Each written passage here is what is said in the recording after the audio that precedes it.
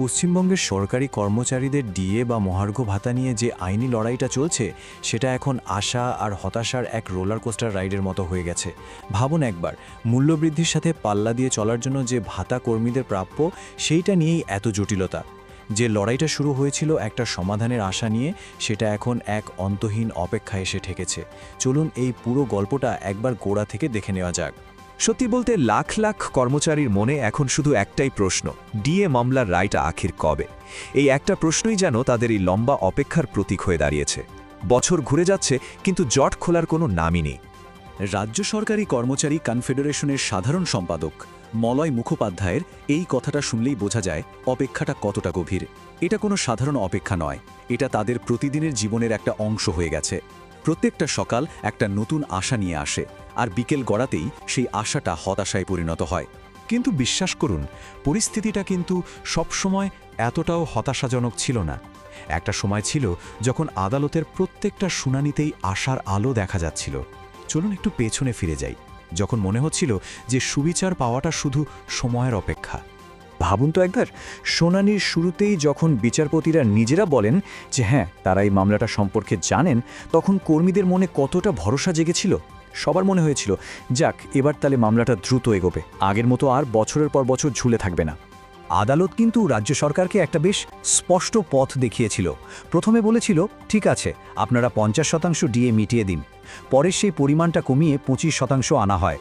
এটা শুনে সবার মনে হয়েছিল, যাক, একটা বাস্তবসম্মত সমাধান তো পাওয়া গেল। কর্মীদের মনে তখন নতুন করে আশা জেগেছিল। ঠিক এইখানেই কিন্তু পুরো খেলাটা ঘুরে গেল।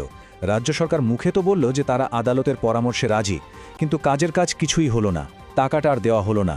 আর সরকারের এই নিষ্ক্রিয়তায় সেই আশার আলোটাকে একটু একটু করে নেভাতে শুরু করল। ফাইনাল হিয়ারিংয়ের পর আদালত একদম চুপ, আর সেই থেকেই শুরু হলো এক দীর্ঘ অনিশ্চিত অপেক্ষা। সময় তো গড়িয়ে চলল, কিন্তু রায় আর এলো না।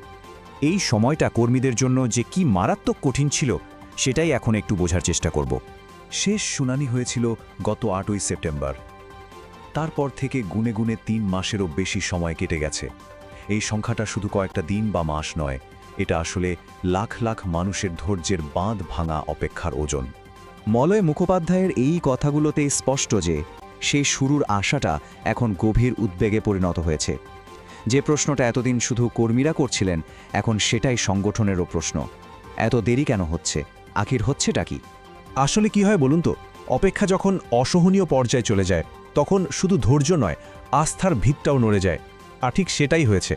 মাসের পর মাস এই নীরবতার ফলে এখন দেশের সর্বোচ্চ বিচার ব্যবস্থার উপরই একটা আস্থার সংকট তৈরি হতে শুরু করেছে। এই দীর্ঘ নীরবতাটা কর্মীদের ধৈর্যের বাঁধ পুরোপুরি ভেঙে দিয়েছে। এখন তাদের কথায় আর শুধু হতাশা নেই, তীব্র ক্ষোভও জমা হয়েছে।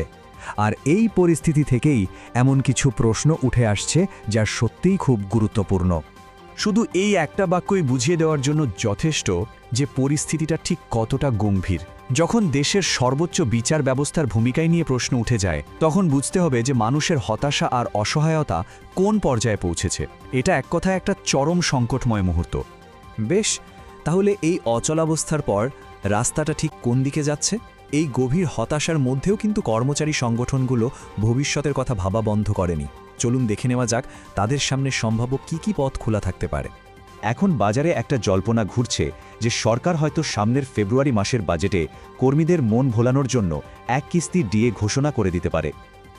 এটাকে অনেকেই বলছেন একরকম গাজর দেখানো, যা হয়তো সাময়িক স্বস্তি দেবে, কিন্তু আসল সমস্যার কোনো সমাধান করবে না। এখানে দুটো ইন্টারেস্টিং সিনারিও উঠে আসছে। মলয় মুখোপাধ্যায় কথা অনুযায়ী, যদি এই সরকারের আমলেই রায় আসে আর তারা ডিএ দিয়ে দেয়, তাহলে মনে হবে যে যাক, লড়াইটা সার্থক হলো। কিন্তু ধরুন যদি সরকার বদলে যায়, নতুন যে সরকার আসবে, আইনত টাকাটা কিন্তু তাদেরও দিতেই হবে। কিন্তু তখন এই এতদিনের লড়াইয়ের আসল কৃতিত্বটা কে পাবে, সে নিয়ে একটা প্রশ্ন তো থেকেই যাবে। আর শেষ পর্যন্ত এই পুরো ব্যাপারটা আমাদের একটা খুব বড় প্রশ্নের সামনে এনে দাঁড় করায়। এই যে এত দীর্ঘ একটা আইনি লড়াই, এই অন্তহীন অপেক্ষা, এই আশা হতাশার খেলা, এর আসল সার্থকতাটা ঠিক কোথায়? এই প্রশ্নটা কিন্তু আর শুধু ডিএ মামলার মধ্যে সীমাবদ্ধ নেই। এটা একটা ব্যবস্থার বিরুদ্ধে সাধারণ মানুষের লড়াইয়ের প্রতীক হয়ে উঠেছে।